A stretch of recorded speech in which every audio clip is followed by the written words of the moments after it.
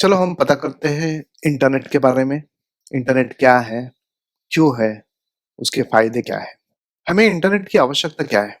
हम इंटरनेट से online communication कर सकते हैं, इंफॉर्मेशन दूसरों के साथ शेयर कर सकते हैं और बहुत सारे अलग अलग चीज़ों के लिए, काम के लिए हम इंटरनेट यूज़ करते हैं। ऑनलाइन शॉपिंग कर सकते हैं, तो सबका फेवरेट है। घर बैठे बैठे हम शॉपिंग कर सकते हैं, कहीं जाने की ज़रूरत नहीं है। न्यूज़ देख सकते हैं ऑनलाइन। पहले के ज़माने में फिजिकल न्यूज़पेपर आता था सुबह घर पे और हम उसे रीड करते थे, लेकिन आजकल सभी चीज़ें ऑनलाइन मिल जाती हैं। उसमें लेटेस्ट न्यूज़, अपडेटेड न्यूज़ भी हम देख सकते हैं, पढ़ सकते हैं। फाइनेंशियल अफेयर्स है, इकोनॉमिक टाइम्स है, वो भी हम देख सकते हैं। स्टॉक मार्केट देख सकते हैं, उसमें इन्वेस्टमेंट्स भी कर सकते हैं।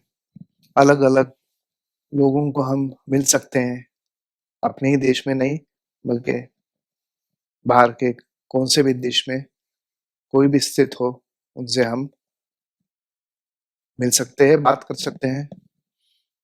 टीवी भी देख सकते हैं, टीवी की ज़रूरत नहीं है, अपने मॉनिटर पे ही हम टीवी देख सकते हैं। या कुछ पढ़ना हो, कुछ नया स्किल्स एक्वायर करना हो, तो वो भी हम कर सकते हैं। इंटरनेट अगर हो, ढंग का स्पीड हो, तो हम कुछ भी कर सकते हैं, कुछ भी लर्न कर सकते हैं ऑनलाइन, घर बैठे-बैठे।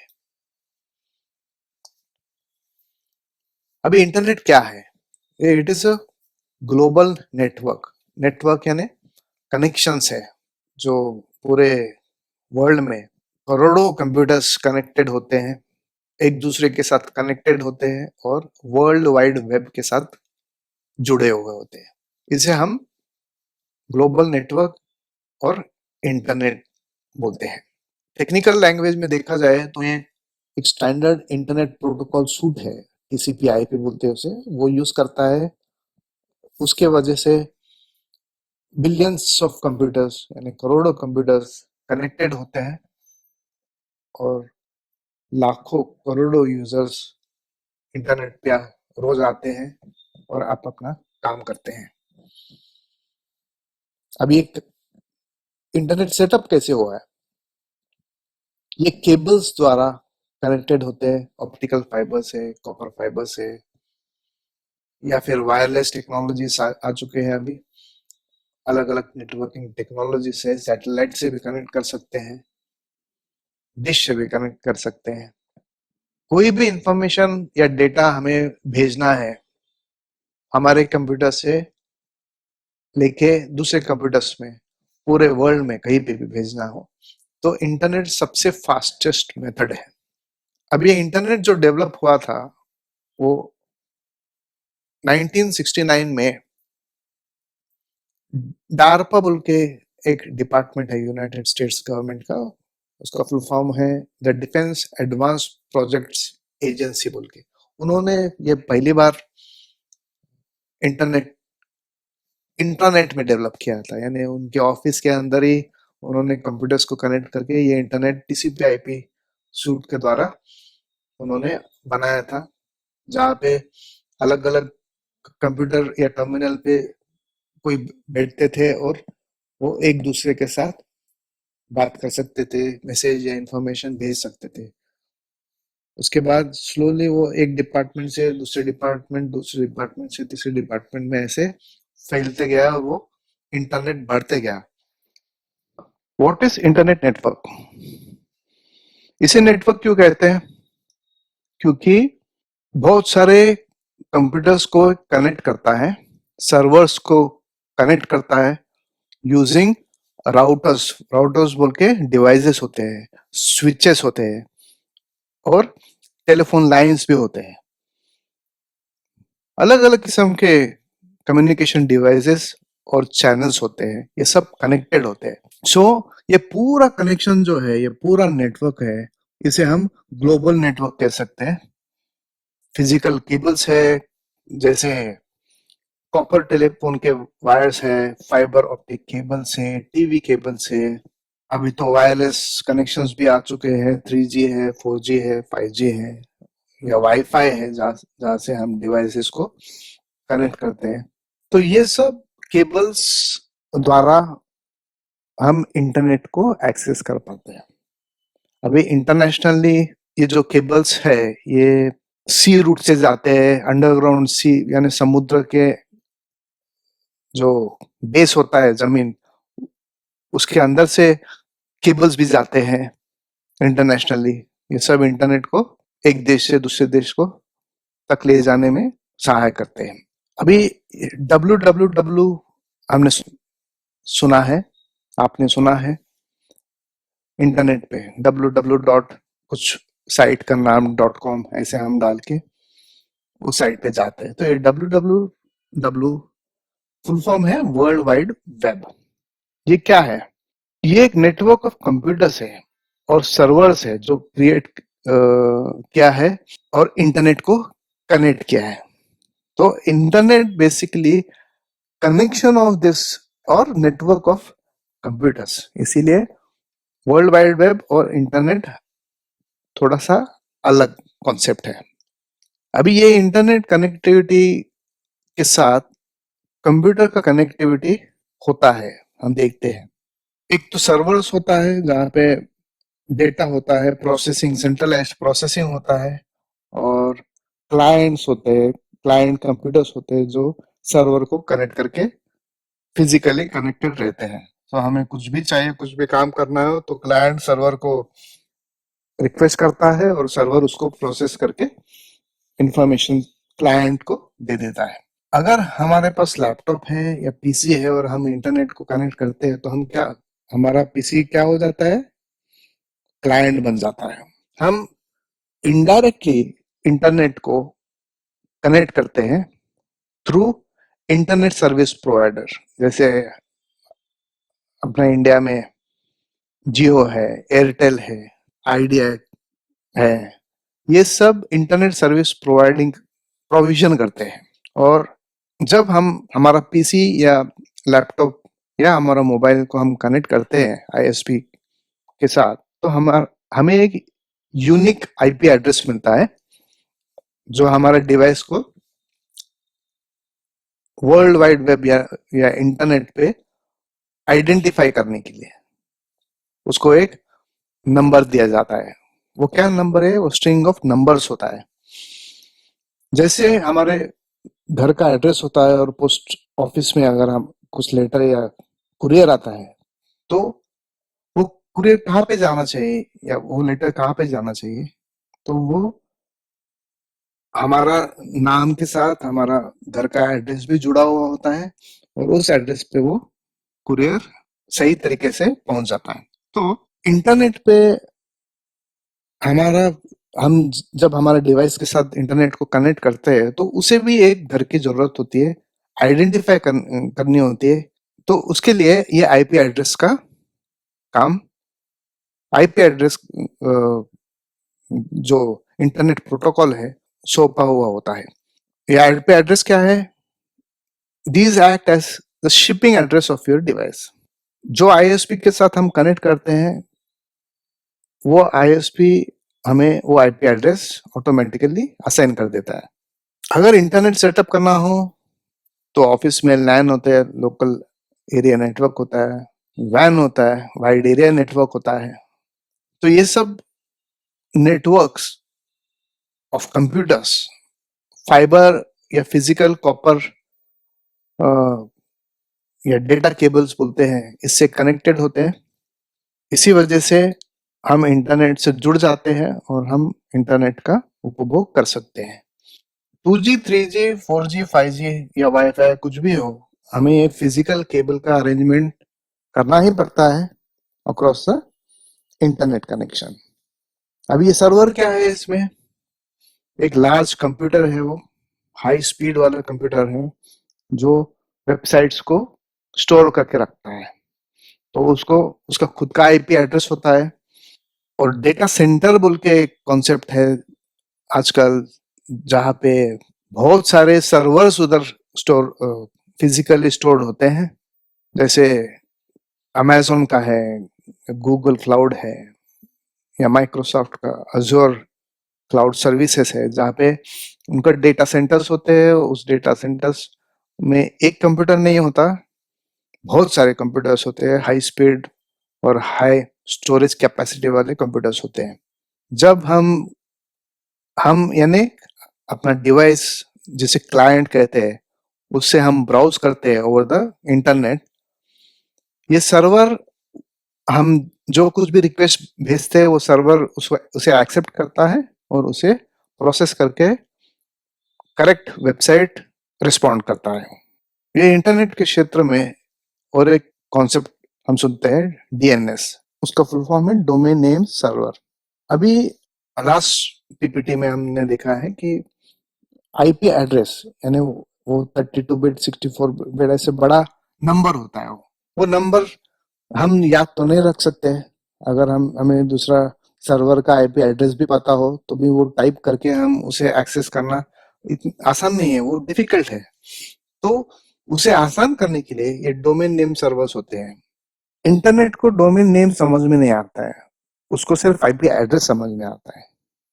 इसीलिए ये डोमेन नेम बोल के है, ये भी एक कंप्यूटर होता है, एक सर्वर होता है, जहाँ पे जब हम ब्राउजर में कुछ डोमेन नेम डालते हैं, जैसे google.com या rediff.com या indianexpress.com, ऐसे कुछ डालते हैं, तो ये डोमेन नेम सर्वर जो है वो वो फोन बुक की तरह काम करता है।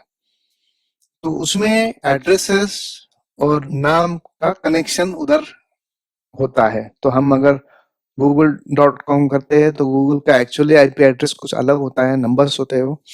तो वो ये डोमेन नेम सर्वर समझ पाता है हमारे लिए, और वो बराबर वो वेबसाइट को, करेक्ट वेबसाइट को वो ओपन करता है।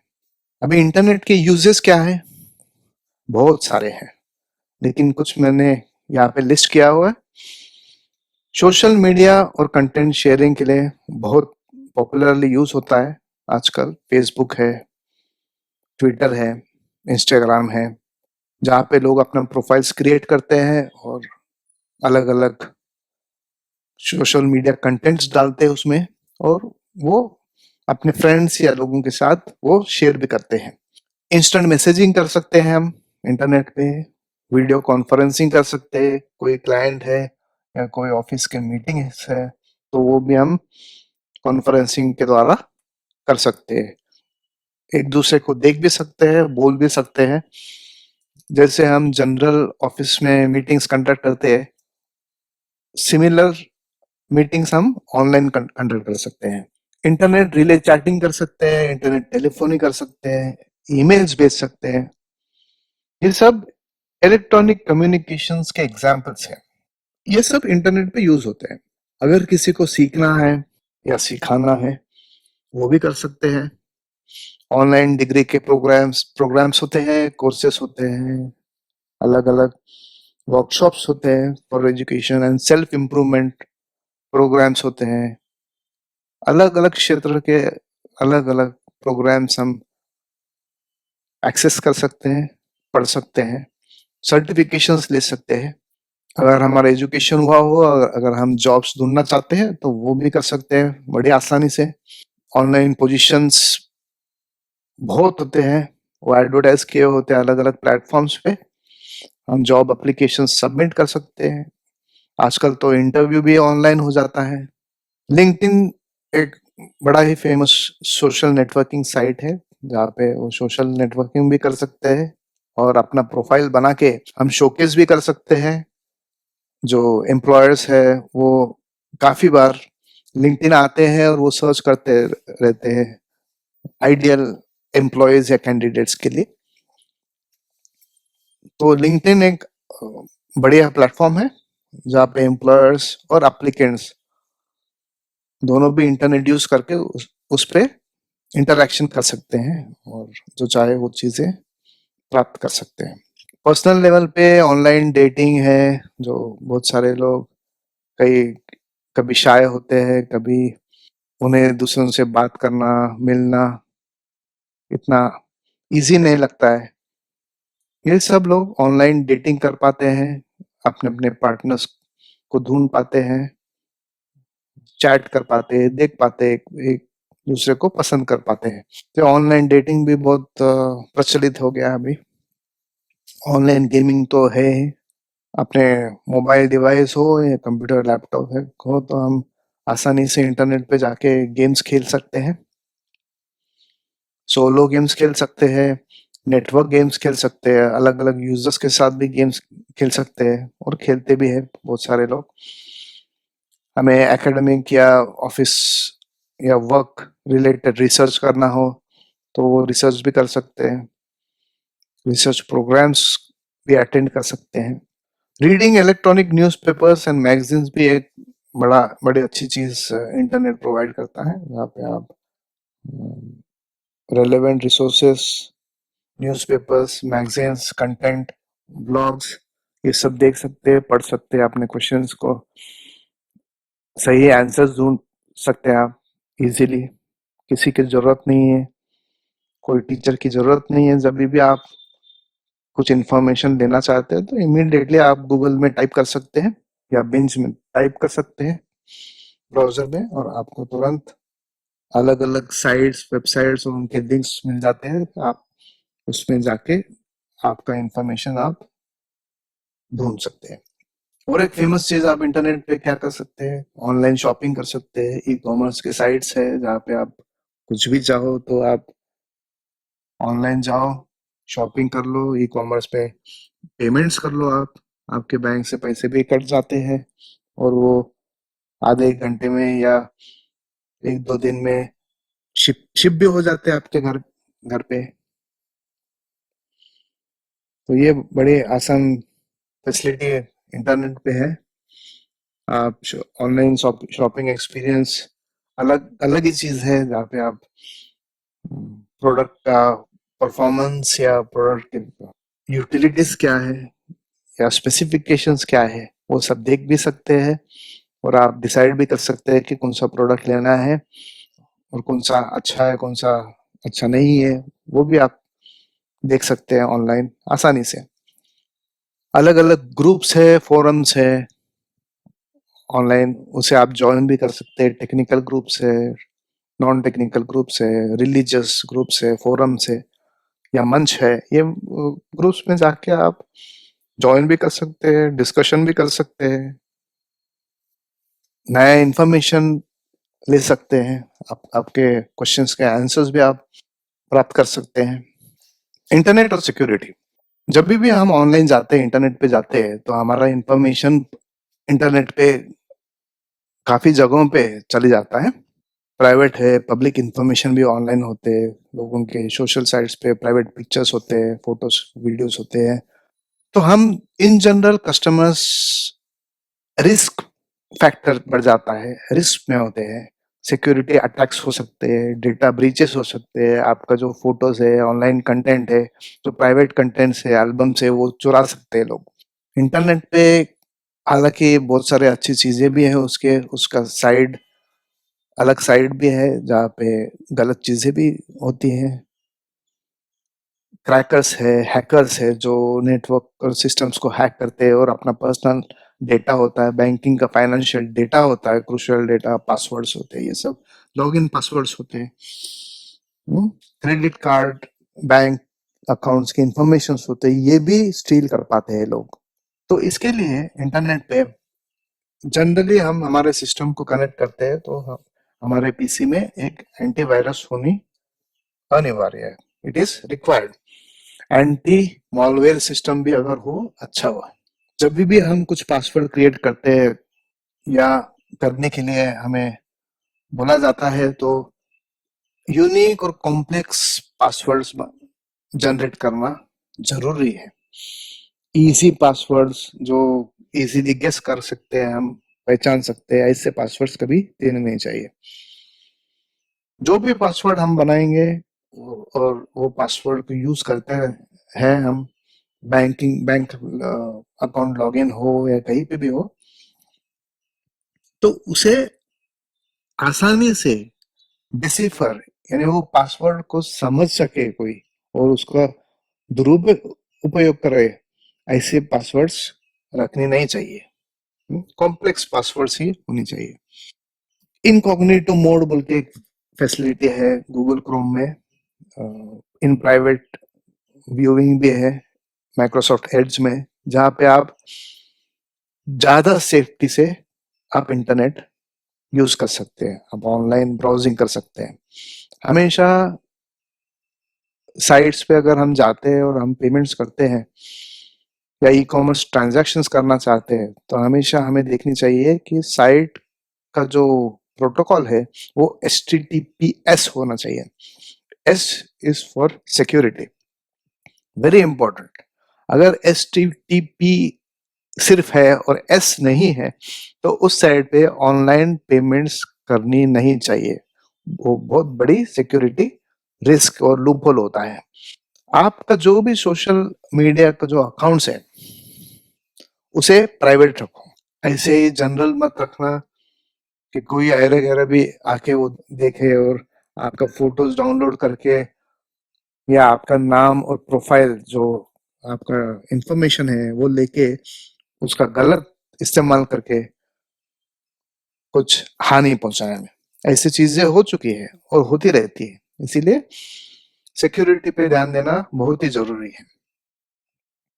ऑटोफिल फीचर बोल के है, अगर हम साइबर कैफे में जाते हैं या कोई पब्लिक डोमेन में जाके हम इंटरनेट ब्राउज करते हैं और ऑटोफिल फीचर हमने एक्टिवेट किया हो, तो ऑटोफिल क्या होता है, जो कुछ भी हम रेगुलर इंफॉर्मेशन फिलअप करते हैं फॉर्म में, ऑनलाइन ब्राउजर पे फॉर्म्स होते हैं जो अलग अलग वेबसाइट्स पे, तो उसमें name, surname, middle name, date of birth, ये वो ऐसे ऐसे चीजें होती है, ये ऑटोफिल फीचर में हमने डाल डाल दिया तो आगे हमारे कंप्यूटर पे हम हमारा काम कंप्लीट होने के बाद कोई दूसरा आके वो ऑटोफिल फीचर यूज करता है तो आपका पूरा इंफॉर्मेशन उसके पास आ जाता है।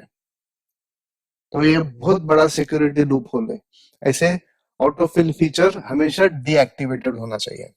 अपने डिवाइस का जीपीएस हमेशा टर्न ऑफ होना चाहिए, सो अलग कोई दूसरा व्यक्ति उसका डिवाइस को यूज ना करे।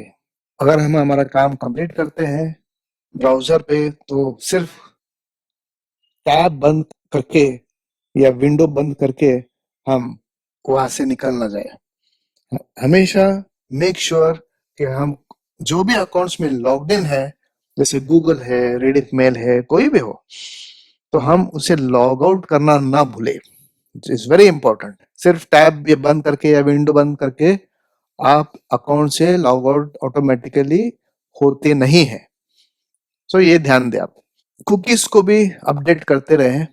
अगर हमारे ईमेल में हम लॉगिन करके देखते हैं तो बहुत सारे ईमेल्स ऐसे आते हैं जिसे हम पहचान नहीं पाते हैं, कई सिस्टम जनरेटेड ईमेल्स होते हैं, तो ऑटो सर्वर्स में से वो ईमेल्स आते रहते हैं तो वो स्पैम करते रहते हैं। स्पैम यानी वो ईमेल्स ऑथेंटिक सोर्सेस से आया हुआ है या नहीं, यह हमें हमारे पास पूरी जानकारी नहीं होती है, तो उसे स्पैम ईमेल्स कहते हैं। तो ये ईमेल्स को कभी ओपन ना करें, उसमें से जो भी फाइल्स है वो डाउनलोड ना करें, या उसमें कुछ हाइपर लिंक्स होते हैं कि एक लिंक करो, आप पे क्लिक करो आप दूसरे साइट पे चले जाओगे, ऐसे भी ना करें।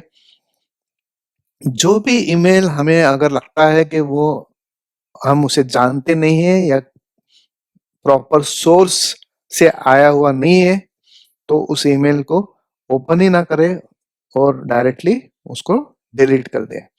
जब भी हम रेलवे स्टेशन के या एयरपोर्ट या कोई मॉल में जाते हैं जहाँ पे पब्लिक हॉटस्पॉट्स और वाईफाई मिलते हैं, तो हमें ये सब खबरदारी दुगनी लेनी पड़ेगी, क्योंकि हॉटस्पॉट्स और पब्लिक वाईफाई ओपन नेटवर्क्स होते हैं जहाँ पे हम कुछ भी करते हैं, ट्रांजैक्शंस करते हैं, ई कॉमर्स वाले इम्पोर्टेंट इंफॉर्मेशन भेजते हैं, तो ये सब उधर रिकॉर्ड होते हैं और स्टोर होते हैं, तो कोई भी उसे ब्रीच कर सकता है हमारा डेटा को। Okay friends, thank you.